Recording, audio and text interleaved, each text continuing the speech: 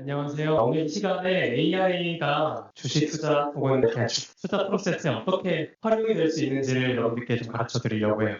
주가 예측 없고요. 종목 추천 없고요. 리딩과 고민도 없으니까 안심하시고 편한 마음으로 따라와 주시길 바랍니다.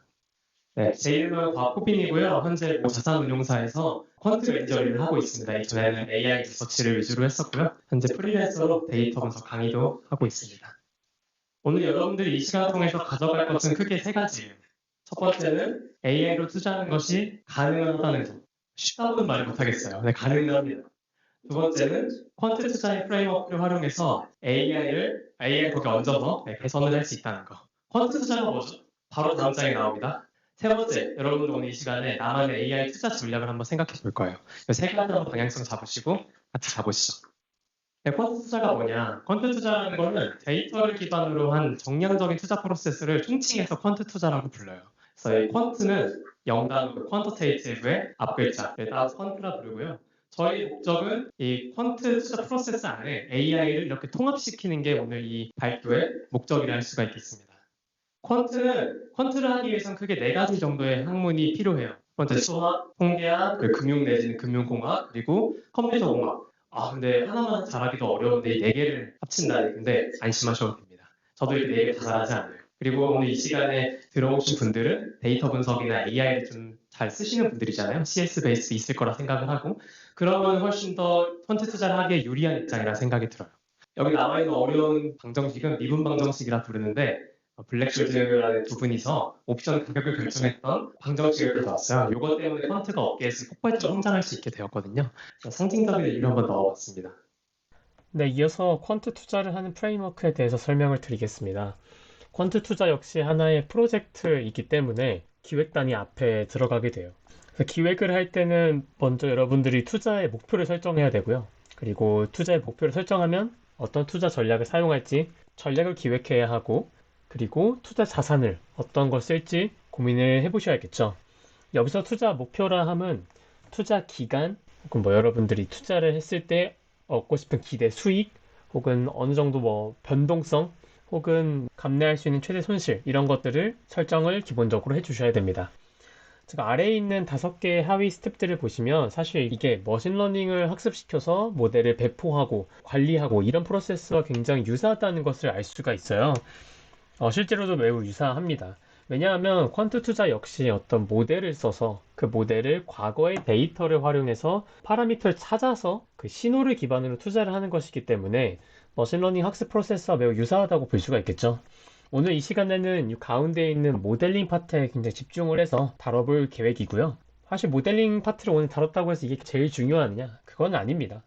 모델링도 중요하지만 사실 어떤 데이터를 쓸 건지도 굉장히 많은 고민이 들어가야 하고요. 우측에 있는 이 거래 파트, 그리고 리스크를 분석하는 이 분석 파트에서도 이런 것들은 사실 여러분들의 투자 수익과 직결되는 부분이기 때문에 모델링 파트뿐만 아니라 다른 파트 역시 매우 중요하다라는 말씀을 드리고 넘어가겠습니다.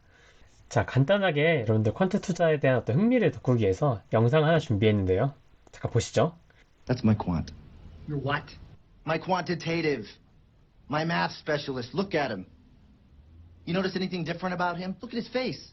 That's very racist. Look at his eyes. I'll give you a hint. His name's Yang. He won a national math competition in China. He doesn't even speak English. 네, 여기까지만 보겠습니다. 요거는 퀀트라는 직군이 제가 아는 한에서는 미디어에 좀 큰 영화에 노출된 대표적인 사례예요. 거의 유일한 사례이지 않을까 싶은데, 지금 이 상황은 뭐냐면 라이언 고슬링이 증권사에서 어떤 구조화 상품을 운용사 매니저들한테, 펀드 매니저들한테 세일즈를 하려고 하는 상황이에요. 그래서 운용사 매니저들이 못 믿겠다, 약간 이런 스탠스를 취하니까 이 라이언 고슬링이 내 옆에 있는 사람을 봐라, 얘가 내 퀀트다, 얘는 내 수학 전문가고 얘 이름이 옌이고 중국에서 수학 경시대회를 1등했다, 이런 식으로 펀드 직군이 여기 영화에 나오는 이 투자은행에서 어떤 이미지인지를 보여주는 단적인 장면이라고 할 수가 있겠죠. 네, 다음은 이제 퀀트 전략으로 어떤 지수를 인핸스 했던 전략의 투자 전략 결과인데요. 여기서 인핸스한 투자 지수는 QQQ입니다. QQQ는 나스닥 100을 추종하는 대표적인 ETF고요. 여기 보시는 이 파란색 선이 1992년 1년부터 이제 2023년 가장 최근까지 이어져 온 투자 수익입니다. 이 전략의 컨셉은 이제 QQQ의 성장성은 그대로 가져가면서 좀 주요한 어떤 위기 국면들을 매우 스무스하게 싹 넘어가는 해지를 하는 전략이고요. 사실 이 뭐 전략의 어떤 성과 이런 것도 중요하긴 한데 퀀트 투자라는 것이 이런 식으로 제가 원하는 투자 목적, 나스닥 100의 성장성은 유지하되 큰 변동성은 해지한다. 이 투자 목적과 어떤 목표를 어떤 가설을 가지고 여러 가지 실험을 하면서 실제로 구현할 수 있다는 것을 보여드리기 위함입니다. 퀀트 투자 역시 만능은 아닙니다. 역시 이것 하나의 투자 전략이기 때문에 장점과 단점이 있겠죠. 장점은 데이터를 기반으로 하기 때문에 객관적인 판단이 가능하고 알고리즘을 자동화하면서 또 여러분들이 리스크 관리 역시 좀 자동화할 수가 있다는 것이 장점이에요. 제일 큰 건 아무래도 객관적인 판단이 가능하다라는 거겠죠. 자, 그런데 단점도 있습니다. 첫 번째로 여기는 제가 안 넣어놨습니다만 과연 객관적인 판단이 가능한가? 이거에 대한 좀 의문도 있어요. 제가 퀀트 투자를 해보니까 실제로 이게 객관적인 정말 모든 심리적인 바이어스가 다 제거된 상태에서 이 모델을 만들 수가 있느냐, 뭐 데이터의 취사 선택, 모델의 취사 선택 이런 것들도 다 저희 경험적인 바이어스에서 오는 것들일 텐데 어쨌든 가장 대표적인 단점으로는 과대적합을 시킬 수가 있다는 겁니다. 투자 전략도 하나의 모델이거든요. 그래서 과거의 데이터를 사용하다 보니까 과거의 데이터가 가지고 있는 확률적인 주요한 특성들이 미래에도 이어질 것이라는 가정하에 이 친구가 학습을 하게 돼요. 자, 그런데 주식시장이나 어떤 다른 시장이 어려운 이유 중에 하나가 시장의 환경은 시장의 특성, 그 내재적인 성질들이 계속 변한다는 것 때문이거든요. 이를테면은 지금은 좀 하이 인플레이션이기 때문에 금리가 좀 높죠. 금리가 높은 수준으로 요즘 유지를 하고 있고 그럼 이런 고금리 상태에서의 투자 전략 과거에 백테스트 했을 때 저금리 환경에서 백테스트 했을 때 한 20년 동안 좋았던 게 과연 앞으로 좀 당분간 좀 있을 고금리 국면에서도 좋을 것이냐. 고금리 국면에서 잘 먹힐 투자 전략의 확률 분포는 사실은 저희가 과거 데이터를 통해서 학습시킨 전략의 확률 분포와는 다른 것이겠죠. 네, 두 번째로 이제 예상치 못한 이벤트에 대응하기 어렵다는 거, 그리고 모델링에 내재적인 한계가 있다는 거. 네, 이 정도로 짚고 넘어가겠습니다. 자, 퀀트 투자라는 게 마이너한 어프로치다라고 생각하실 수도 있어요. 물론 인더스트리 넓게 보면 퀀트 투자가 뭐 마이너하냐 역사적으로 그렇지는 않았어요. 지금도 메이저한 분야 적어도 한국에서는 절대 아니거든요. 자, 그런데 이 글로벌 헤지 펀드의 운용 규모를 보면은 이 퀀트 펀드가 얼마나 글로벌 헤지 펀드에게 사랑을 받고 그리고 많은 투자자들이 선호하는 전략인지를 알 수가 있어요. 이 헤지 펀드라는 건 절대 수익을 추구하는 펀드의 형태입니다. 기본적인 어떤 지수나 벤치마크를 뛰어넘는 상대 성과를 보여주는 것이 아니라 그냥 양의 수익률이 찍히는 것을 추구하는 펀드 형태가 헤지펀드입니다. 가장 많은 운용 규모를 가지고 있는 5개 헤지펀드를 가져가 왔어요. 자, 여기서 여러분들이 생각하시기에 퀀트 기반으로 돈을 굴리는 펀드 회사가 몇 개나 될 거라 생각하시나요? 머릿속으로 한번 생각을 해보세요. 한 2개? 한 3개? 한 3개도 많겠죠? 정답은 4개입니다. 2위인 브리지워터를 제외하고는 4개가 모두 기본적으로는 정량적 분석을 해서 투자를 하고 있어요. 특히 뭐 시타델은 초단타 트레이딩이라고 좀 유명하기도 하고요. AQR은 대표적인 퀀트 펀드이고 특히 르네상스 테크놀로지스는 연평균 수익률이 거의 30년 동안 66%였습니다. 네, 이 회사의 대표 펀드인 메달리온 펀드의 수익률이 66%였어요. 르네상스 테크놀로지스는 진짜 대표적인 퀀트 펀드인데요. 여기는 이제 정말 수학 박사, 물리학 박사 이런 정말 이공계 베이스의 인재를 선호한다고 얘기를 들었었습니다. 이제부터는 조금 퀀트 투자를 하기에 앞서서 익혀야 하는 기본적인 금융의 개념들을 몇 가지 다뤄볼게요. 자, 왼쪽에 보이는 이 요상한 그래프는 Efficient Frontier라고 부르는 그래프예요. 이 Efficient Frontier에서 여러분들이 가져가야 될 인사이트는 크게 2가지예요. 첫 번째는 X축과 Y축을 보시면 X축은 Volatility, 이건 변동성이라고 부르고요. Y축은 Return, 기대 수익이라고 부릅니다. 자, 이걸 보시고 여러분들이 이제 Volatility, 즉 변동성과 기대 수익의 관계를 어느 정도 유추할 수 있어요. 변동성이 커지면 기대 수익도 커지는 것을 볼 수가 있죠. 즉, 하이 리스크, 하이 리턴이 실제로 성립을 하는 거예요. 자, 그리고 두 번째는 뭐냐면 여기에 이 Efficient Frontier를 구성하기 위해서 찍혀있는 이 수많은 점들 있죠. 이 점들은 여러분들의 포트폴리오 내지는 포지션이거든요. 여러분들 포트폴리오라 하면 여러분들이 가지고 있는 주식 하나 내지는 주식 2개 이상의 혹은 주식이 아니라 여러 멀티 에셋의 집합을 포트폴리오라고 불러요. 근데 이 포트폴리오를 지금 뭐와 뭐로 정의된 2차원 공간 안에 지금 찍혀 있는 거죠. 변동성과 기대 수익이라는 이별량 공간 안에서 저희가 이 포트폴리오를 표현할 수 있거든요. 그쵸? 그러면 이제 저희는 포트폴리오의 가장 단순한 레프레젠테이션을 알게 된 거예요. 변동성과 기대 수익. 그리고 이 변동성과 기대 수익으로 포트폴리오 찍어봤더니 저희가 직관적으로 아는 이 하이 리스크 하이 리턴이라는 게 도출이 됐어요.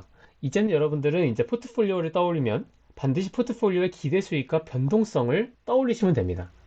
자, 그러면 앞에서 살펴봤던 이 리턴, 그리고 볼라틸리티가 곧 리스크거든요. 그래서 이 리턴과 리스크를 한번 개념적으로 이해를 해볼게요. 리턴은 보통 기대 수익률이라고 해서 수익률 시계열의 평균으로 표현을 합니다. 리스크는 변동성이라고 해서 수익률의 표준 편차로 계산을 해요. 포트폴리오는 여러 투자 자산들의 조합이고요. 투자 자산은 각기 다른 리턴과 리스크를 가지고 있기 때문에 각기 다른 리턴과 리스크 프로파일을 가진 투자 자산들이 모여서 또 포트폴리오 고유의 리턴과 리스크 프로파일을 형성하게 되겠죠. 자, 만약에 제가 포트폴리오를 하나의 요리로 비유한다면 여기선 파스타로 비유를 해볼게요. 포트폴리오가 파스타라면 파스타를 만들기 위해서 필요한 재료가 두 가지 있죠. 첫 번째는 파스타 면, 그리고 소스. 사실 이 두 가지만 있어도 그럴싸한 파스타를 만들 수가 있어요. 여기서 제가 파스타 면을 리턴이라 생각을 하고 소스를 리스크라 생각을 할게요. 즉, 파스타 면이 리턴, 그리고 리스크가 있으면 포트폴리오를 표현할 수가 있다 라는 게 이제 이해가 되실 텐데, 사실 저희가 마트에 가면 하다못해 토마토 소스를 하더라도 정말 많은 토마토 소스가 있어요. 자, 그런데 만약에 모든 토마토 소스의 가격이 똑같고 그리고 디자인도 맛도 똑같다면 여러분들 어떤 기준으로 이 토마토 소스를 선택하실 건가요? 저라면 영양 성분을 볼 것 같아요. 어떤 거는 단백질이 좀 더 많을 거고 어떤 거는 탄수화물이 좀 더 많겠죠. 제가 그때그때 필요한 영양 성분을 섭취하기 위해서 리스크를 취사 선택할 수 있는 거죠. 파스타 소스를 혹은 파스타 면을 혹은 리턴을 혹은 리스크를 제 상황에 맞게 취사 선택하는 거죠.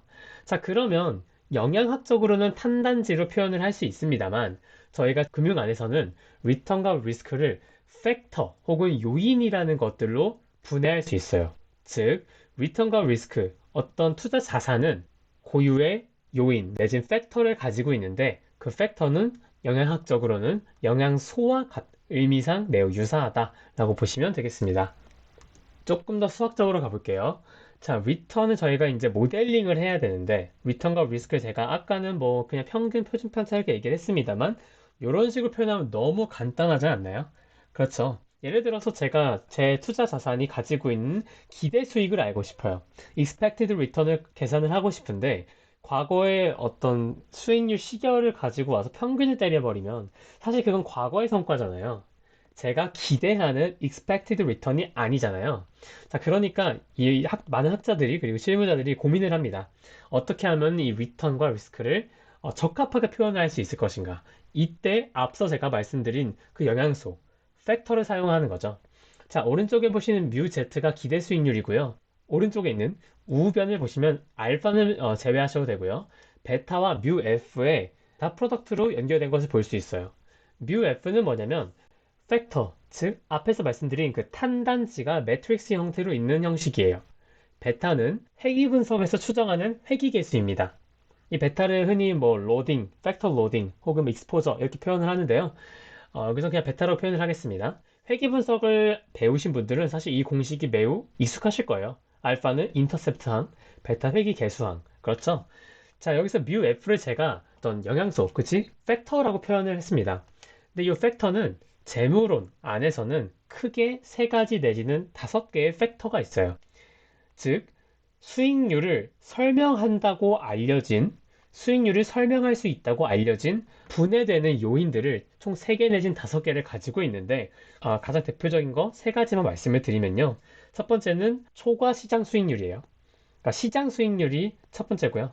두 번째는 기업의 사이즈, 그리고 세 번째는 기업의 장부 가치, 장부 가치 대비 가격, 이런 것들이 실제 어떤 투자 자산들의 수익률을 설명하는 요인들로 알려져 있어요. 이 외에도 과거 가격에 비해서 얼마만큼 가격이 올랐는지, 내지는 투자 활동의 흐름, 영업이익의 흐름, 매출액, 이런 것들도 얼마든지 그 팩터로서 쓸 수가 있고요. 자, 그러면은 여기서 베타는 뭐냐면 예를 들면 이런 거죠. 토마토 소스를 집었는데 탄단지로 구성된 건 알겠어요. 시장 수익률, 사이즈, 뭐 장부 가치 이렇게 구성된 건 알겠는데 각각의 영양 성분 내진 팩터가 얼마만큼 함유가 되어 있는지는 저희가 지금 모르잖아요. 그 토마토 소스에 그 베타가 그 얼마만큼 함유되어 있는지를 계산해주는 추정치라고 보시면 됩니다. 아래에 있는 리스크의 공식은 그 시그마 Z로 표현된 공식은 조금 복잡해 보이긴 합니다만 사실 선형대수를 배우신 분들에게는 이 뮤 Z, 그러니까 기대 수익률 이 공식에서 그냥 표준편차, 즉 공분산을 취했을 때 도출되는 공식이라는 것을 쉽게 알 수 있을 거예요. 그리고 이 공식을 뜯어보면 사실 캐피탈 시그마 Z는 결과적인 포트폴리오의 변동성이고 중간에 있는 시그마 F는 재무 요인들, 그 팩터 간의 공분산 행렬이거든요. 자, 그러면 이 베타는 그냥 위에서 추정을 갖다 쓰고 팩터 데이터셋의 공분산 행렬만 저희가 그냥 계산을 하면 이 리스크는 표현할 수 있는 거거든요. 즉, 리턴을 제대로 모델링을 하면 리스크 모델링은 그냥 자연스럽게 이어지는 거다. 자, 그러면 이 프레임워크 하에서 저희가 AI를 사용한다면 어떤 점을 개선할 수가 있을까요? 이를테면 제가 처음에는 이 리턴을 기대 수익률, 즉 수익률 평균으로 계산을 할 수 있다라고 했는데 지금은 회귀 분석 혹은 팩터 모델의 어떤 적합값으로 모델링 한 것까지 설명을 드렸어요. 여기에서 더 넘어서서 어떻게 지금 이 회귀 분석의 어떤 프레임워크, 회귀 분석 모델을 어떻게 하면 더 개선을 할 수가 있을까요? 어떻게 하면 더 리턴을 적합하게 표현할 수 있을까요? 자, 여기서부터는 좀 스피디하게 브레인스토밍을 한번 해볼게요. 자, 목표는 더 나은 리턴 모델링 방법을 찾는 거예요. 더 낫는다는 건 뭘까요? 즉, expected return을 얼마나 잘 모델링 하느냐. 미래에도 어느 정도 이어질 거라고 생각되는 리턴을 모델링하는 게 목표겠죠? 투자 전략으로 사용하지 않고 뭐 미래를 꼭 예상할 필요가 없다면 현재 포트폴리오의 포지션을 분석하고 싶은 용도라면 사실 과거의 수익률을 충분히 잘 설명하는 것만으로도 충분하긴 합니다. 자, 오른쪽에 보시는 이 공식화에서 쭉쭉 전개를 해볼게요. 자, 먼저 이 베타를 어떻게 추정을 하죠? 회귀 분석으로 추정을 하겠죠? 제가 회귀 분석이라고 말씀드렸으니까. 자, 그런데 그냥 일반적인 회귀 분석에도 사실은 리스트 스퀘어스 방식에 따라서 베타를 찾는 최소 자승법의 어떤 방식에 따라서 종류가 한 세 가지 정도가 있어요. 여러분들이 그리고 제가 많이 사용하는 방식은 OLS라고 해서 Ordinary Least Squares 방식을 사용해서 베타를 추정하거든요. 자, 이때는 독립변수 간의 공분산 행렬이 아이덴티티 매트릭스를 사용해서 추정을 하게 돼요.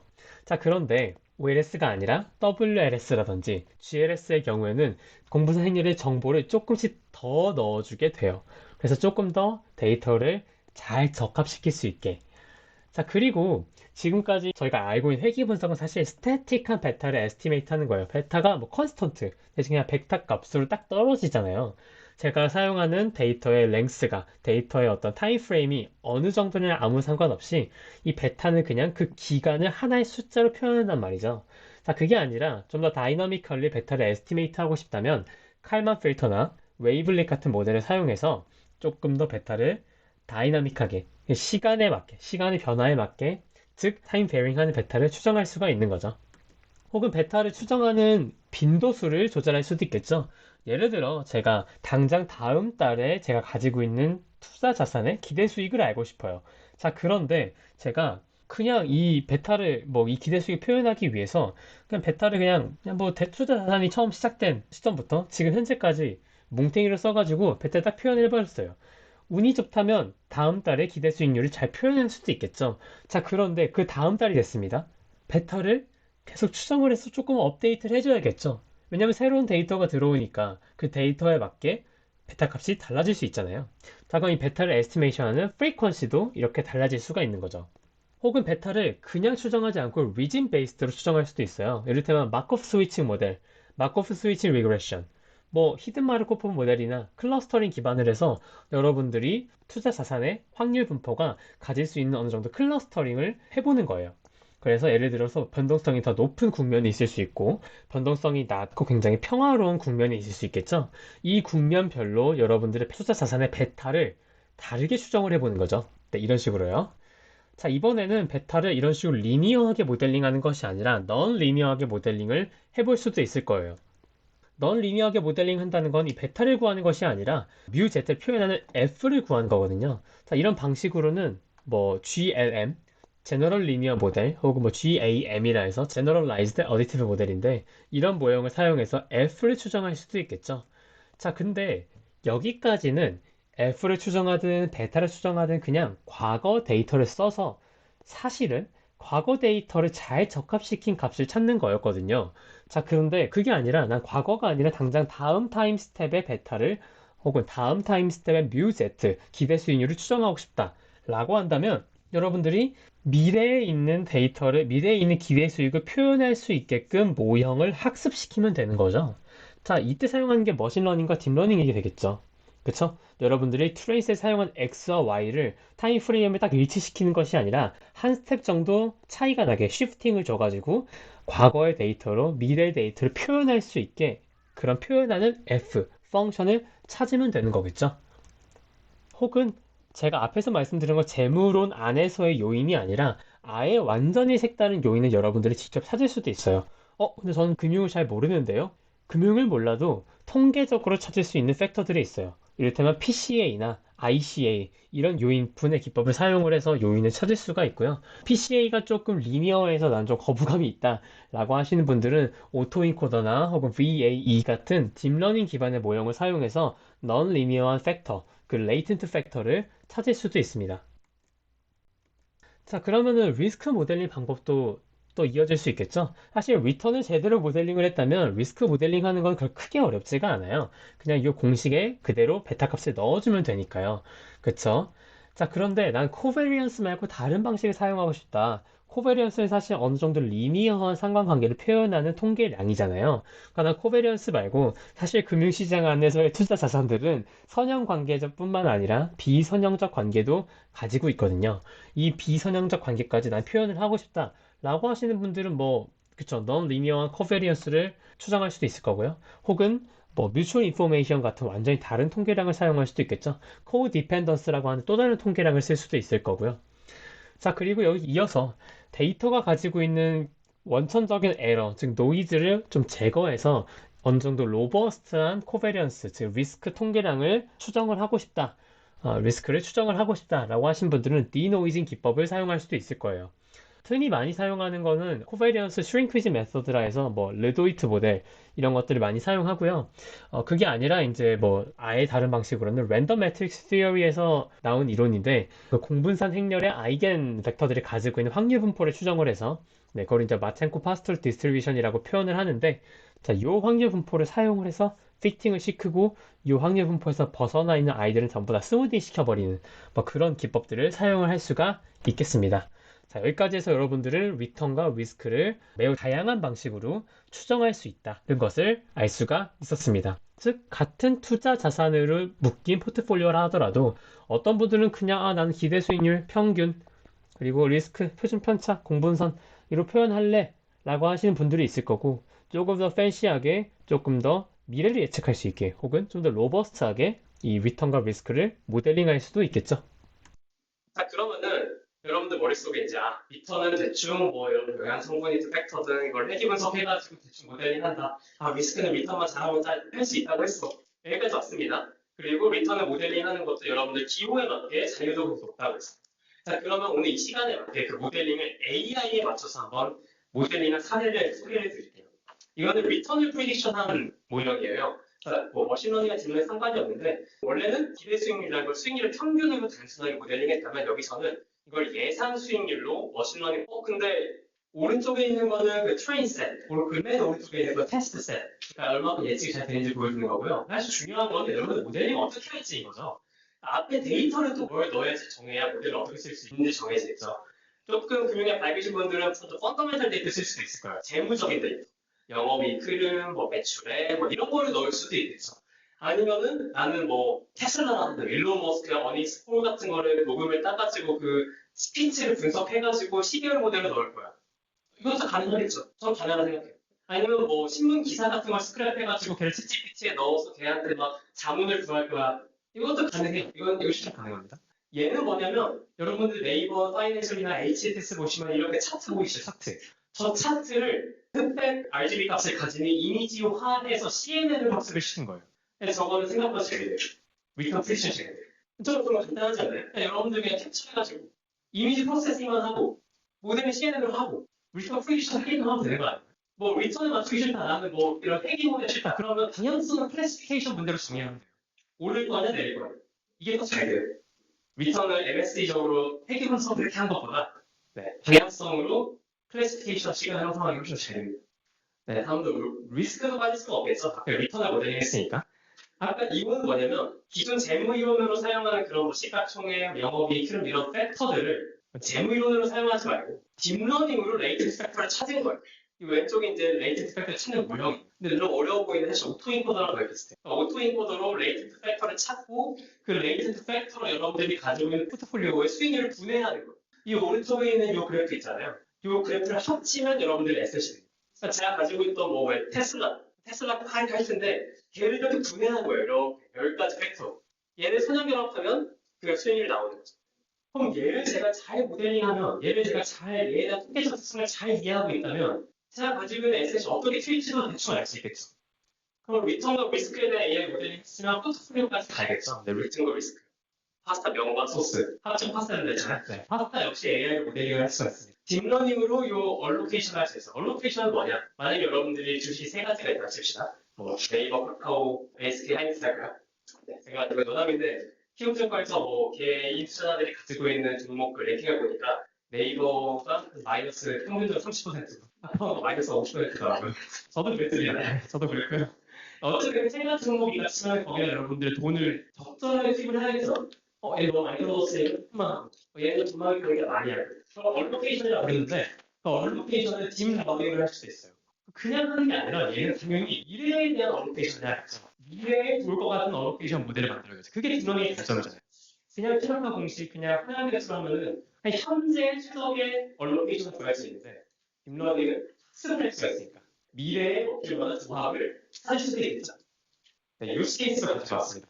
유스 케이스는 제가 만든 건데 이거는 투자할 종목을 이제 S&P 500에서 등록을 하고 여기서 쭉쭉 읽어보시면 얘 핵심은 뭐냐면 방금 전 슬라이드에 보셨던 것처럼 미래에 잘 먹힌 포트폴리오를 만드는 거예요. S&P 500개 종목 가지고 와가지고 500개에다가 제가 다 400원 하는 거죠. 얘는 0.몇, 얘는 1%. 이거를 다음 달에, 현재 시점 말고 다음 달에 잘 먹힐 만한 포트폴리오를 만들어 주어를 시켰을 때 그, 뭐가 그렇게 잘못된 거죠? 저 주황색이 AI를 모델링 했을 때, 뭐 이거 맞는 건 아닙니다.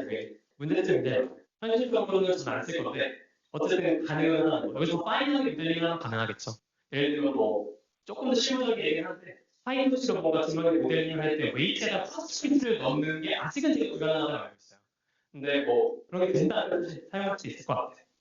또 하나는 앞에서 보여드렸던 헤지 포트폴리오가 결과인데, 얘는 뭐냐면, 여러 개의 자산을 가지고 와요. 말하고 영상을 제가 콩도 썼어요.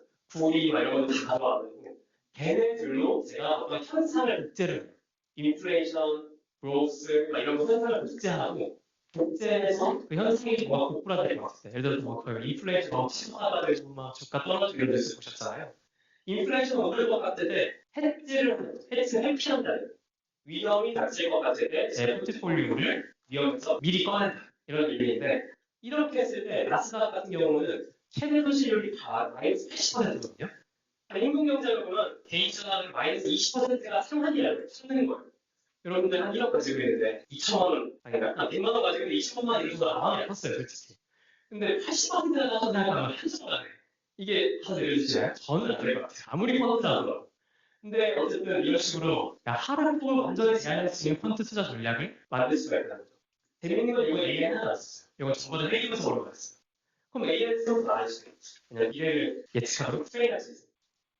그런데 여기까지 이제 좀 장비 얘기하고요. 펀드 투자를 하기 위해서 여러분들이 피해야 될 두 가지가 있어요. 첫 번째 루커 애드바이스인데 루커 애드바이스는 원래 여러분들 절대 미래를 보고 싶다. 이거예요. 만약에 제가 과거 어떤 사업 투자 전략에 과거 성과를 체크하기 위해서 제가 2002년으로 갔어요. 2000년으로 가는 순간 여러분들은 그 이후의 데이터가 아예 모른다고 생각합니다. 아예. 근데 이게 생각보다 발견하기 어려워요. 예를 들면은 제가 2023년이죠. 나 코스피 100 시가총액 큰 거 가져와가지고 2002년으로 가자. 자, 2002년에 카카오 없죠? 네이버 코스피 100에 들었을까요? NC 들었을까요? 다 빠지겠죠? 완전 바뀔 거예요, 종목이. 그때 가서 제가 2023년에 코스피 100종을 그리고 2002년에 간다. 미래를 알고 투자하는 거예요. 이거는 그냥 속는 대로 타도 잘 나올 수밖에 없어요. 요거를 좀 조심을 해야 돼요. 특히 머신러닝에서 크로스 베리데이션 하시는 분들. 보시면 트레이셋 해가지고 얘는 밸리드셋, 옆으로는 다 트레이셋 해가지고 막 바꾸잖아요.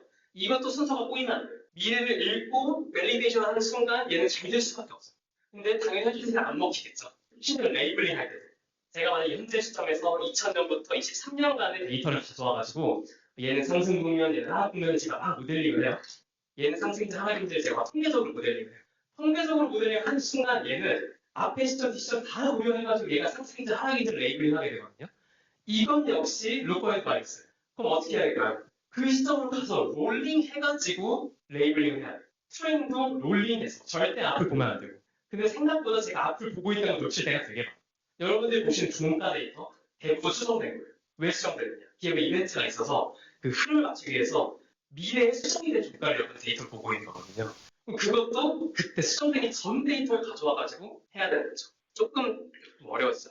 아래는 데이터 스토킹이라고 하는데 오버피팅이라고 부르죠. 예를 들어 이런 거예요. 여러분들이 그냥 이동평균선 가져와가지고 나는 뭐 이거를 돌파하면은 롱이고 매수하고 떨어지면은 팔 거다 이런 전략을 만들었다 쳐요. 근데 제가 그 이동평균선 정의하기 위한 윈도우를 1부터 진짜 한 분봉 데이터 쳐요. 1분 데이터. 3600분까지 해가지고 제가 테스트 3600번 하는 거예요. 그 중에 하나는 잘 나오지 않을까요? 이거 될까요, 근데? 루커드바이스 없어요? 없는데 될까요? 3600번 중에 한 번 잘 됐어. 근데 그걸 쓸 수 있을까요? 이건 못 써요. T-해킹이라고 부르는데 T-밸류 0.05% 통과했다고 그걸 패스 안 시키죠. 진짜 로버스트한 익스페리먼트에서는 우연히 발견됐다는 거. 그걸 데이터 스누핑이라고 합니다. 거의 마무리할 때가 되었는데요. 이제 뭐 기타 여러분들이 펀드 투자를 하기 위해서 아셔야 될 건 가져가 없어요. 첫 번째 프리퀀시인데요. 제가 여러분께 오늘 보여드린 건 다 데일리 프리퀀시예요. 일별 데이터, 일별 종가 데이터로 모델링을 한 건데 사실 조금 더 가시면은 분봉 데이터, 틱 데이터, 밀리세컨드 데이터, 나노 세컨드 데이터를 가져와가지고 모델링 하는 게 더 쉬울 수도 있어요. 사람에 따라서. 그리고 거래 비용. 거래 비용은 생각보다 무시하시는 분들이 많은데 예를 들어서 15BPT, 0.015%. 좀 작은 거 아니에요? 무시하면 될 것 같은데 무시하시면 큰일 납니다. 적용하는 순간 전략 망가지는 거 태반이에요. 그리고 보이지 않는 비용도 많아요. 그냥 텍스, 피 이거 말고 여러분들이 정말 최적의 순간에 최적의 거래를 찍으실 수 있을까요? 지금 당장 난 나의 네이버를 10,000원에 살 수 있을 거야. 가 될까요? 대부분은 안 돼요. 대부분은 제가 손해를 보고 들어가야 체결이 돼요. 그런 것들도 고려해야겠죠. 네, 이런 것들 고려하는 게 이제 옵티멀 엑스큐션인데 거래를 최적으로 하기 위해서 모델링 하는 거. 이거를 만약에 AI 접근을 한다면 다이나믹 프로그래밍이나 강화학습 같은 어프로치 많이 사용을 하고요. 그리고 메타 스트러티지라 해서 단순히 하나의 전략만 쌓는 게 아니라 전략을 10개를 셋업을 해놓고 이 10개 전략을 제가 어떻게 모티베이트를 할 건지 어떻게 몰로케이트를 할 건지를 정하는 전략도 필요하겠죠. 여기까지 여러분들이 좀 더 펀드 투자를 보시면 좋을 것 같은 자료들이고요.